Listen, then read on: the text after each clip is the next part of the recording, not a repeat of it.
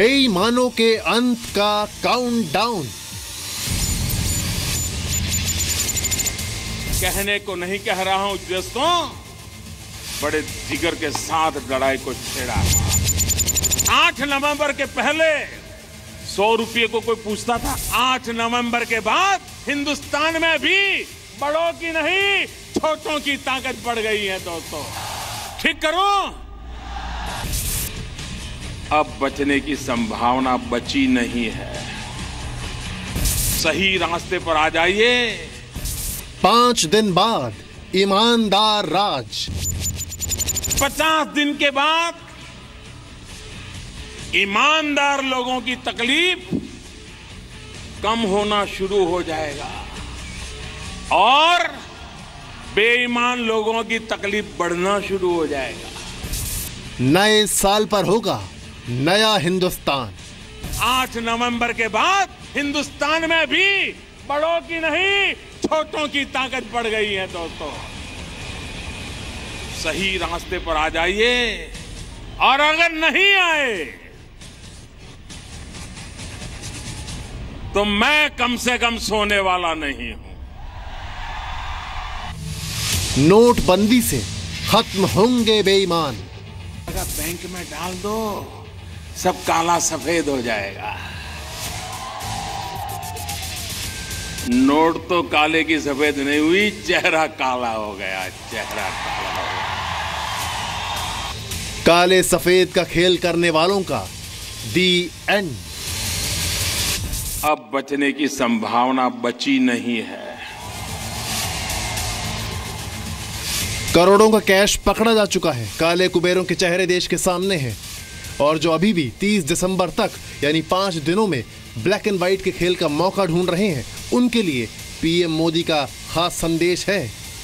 वो घर से निकला है ना, वहां तक पूंछ पहुंचने वाली है। नोट बैन, वार्निंग और एक्शन वाली स्क्रिप्ट अब क्लाइमेक्स पर पहुंच चुकी है और पीएम मोदी ने बेईमानों के बचने के रास्ते बंद कर दिए हैं। अब बचने की संभावना बची नहीं है। वो घर से निकला है ना, वहां तक पूंछ पहुंचने वाली है।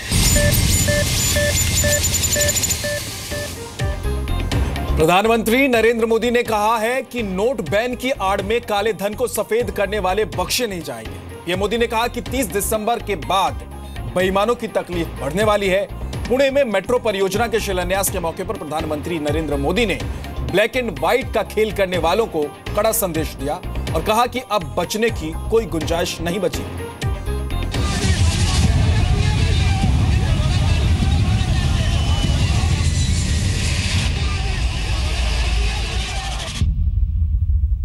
कहने को नहीं कह रहा हूं दोस्तों, बड़े जिगर के साथ लड़ाई को छेड़ा।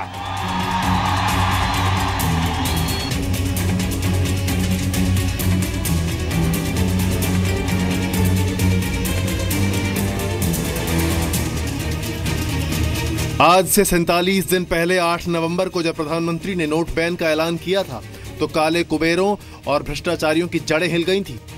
नोटबंदी के बाद से करोड़ों का कैश जब्त किया जा चुका है। काले धन के कई डॉक्टर भी शिकंजे में आए हैं। ब्लैक एंड व्हाइट का खेल करने वालों को मुंह छुपाना पड़ रहा है। छापेमारी चल रही है, लेकिन शिकंजा अभी और कसा जाएगा और गड़बड़ी करने वाले बख्शे नहीं जाएंगे। कुछ बैंक वालों को पटा करके और हिस्सेदारी करके खेल खेलने गए, अब कहीं मुंह दिखाने लायक नहीं रहे। आज टेक्नोलॉजी इतनी उत्तम है कि वो घर से निकला है ना, वहां तक पहुंचने वाली है। 30 दिसंबर के बाद 1000 और 500 के नोट किसी काम के नहीं रहेंगे। नोट बैन की चोट का असर उत्तर में कश्मीर से लेकर दक्षिण में तमिलनाडु तक दिखाई दे रहा है। पूरब से पश्चिम तक काले कुबेरों के काले कारनामे सामने आ रहे हैं। कश्मीर में पत्थरबाजी अचानक इसलिए रुक गई है क्योंकि अलगाववादियों के पास पैसे देकर पत्थरबाजी करवाने के लिए पाकिस्तान के सप्लाई किए हुए रुपए नहीं है। नोट बैन नहीं हुआ होता तो क्या ऐसा होना मुमकिन था? नहीं। तमिलनाडु के मुख्य सचिव के ठिकानों पर छापे पड़े, पद छोड़ना पड़ा। नोट बैन नहीं होता तो क्या ऐसा मुमकिन था? नहीं। काला कारोबार करने वालों के करोड़ों रुपए पकड़े गए। ऐसे लोग रातों रात कंगाल हो गए। नोटबंदी नहीं हुई होती तो क्या ये मुमकिन था? नहीं। नोटबंदी नहीं हुई होती तो काले धन के डॉक्टरों के चेहरे कभी सामने आ पाते? नहीं। काला कोट और सफेद पैंट पहनकर अदालत में दलील देने वाले ऐसे वकील पकड़े जाते जो काला सफेद का खेल कर रहे थे? नहीं। नोट बैन नहीं हुआ होता तो क्या ऐसे तहखानों में रखा करोड़ों का काला धन कभी आपको दिखाई देता? क्या काले कारोबार की ऐसी कहानियां कभी आपके सामने आई होती? जवाब एक बार फिर नहीं।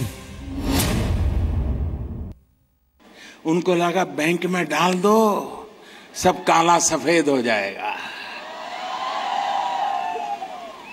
नोट तो काले की सफेद नहीं हुई, चेहरा काला हो गया, चेहरा काला हो गया। यानी नोट बैन ने आतंकवाद, नक्सलवाद, जमाखोरों, टैक्स चोरों, बेईमानों की कमर तोड़कर रख दी है। भ्रष्टाचार, काला धन, जाली नोट, यह आतंकवाद, नक्सलवाद, इसके खिलाफ लड़ाई कहने को नहीं कह रहा हूं दोस्तों, बड़े जिगर के साथ लड़ाई को छेड़ा है। करोड़ों का ये काला धन जो रोजाना पकड़ा जा रहा है, करप्शन के कैंसर की गंभीरता को बताने के लिए काफी है। क्या इस भ्रष्टाचार को खत्म करने की जरूरत नहीं है?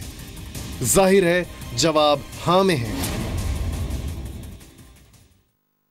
बड़े बड़े बाबू जेल जा रहे हैं, बड़े बड़े लोग जेल जा रहे हैं, बैंकों के अनेक लोग घर चले गए, छुट्टी हो गई, और कुछ जेल भी चले गए। नोट बैन का विरोध करने और पूरा शीतकालीन सत्र बर्बाद करने के लिए प्रधानमंत्री ने इशारों इशारों में कांग्रेस को भी निशाने पर लिया। 70 साल तक जिन्होंने मलाई खाई है, ऐसे तगड़े तगड़े लोग इसको सफल न हो इसके लिए सब कुछ करेंगे, हर तरकीब अपनाएंगे, पूरी ताकत लगा देंगे। पीएम मोदी ने कहा कि नोट बैन की वजह से अब छोटे और बड़े एक बराबर हो गए हैं। 8 नवंबर के पहले 100 रुपये को कोई पूछता था, 8 नवंबर के बाद हिंदुस्तान में भी बड़ों की नहीं, छोटों की ताकत बढ़ गई है दोस्तों, छोटों की ताकत बढ़ गई। मुमकिन है कि 30 दिसंबर के बाद भी एटीएम के बाहर लाइनें पूरी तरह खत्म ना हो। मुमकिन है कि बैंक से पैसे निकालने में अभी भी दिक्कत हो, लेकिन एक बात तय है कि नए साल में ईमानदारों की मुश्किलें कम होंगी, लेकिन बेईमानों के लिए संकट बढ़ने वाला है। 50 दिन के बाद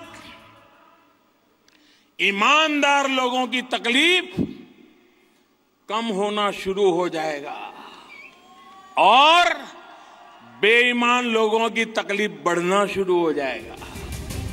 महाराष्ट्र की धरती से दिए गए संदेश में पीएम मोदी के तेवर और इरादे देखकर एक बात तय है कि काले कुबेरों के पास बचने का रास्ता छोड़ा नहीं जाएगा और बेईमानी करने वाले हो सकता है कि आजकल में ना पकड़े जाएं, लेकिन ये तय है कि बहुत दिन नहीं बच पाएंगे। ब्यूरो रिपोर्ट, जी मीडिया।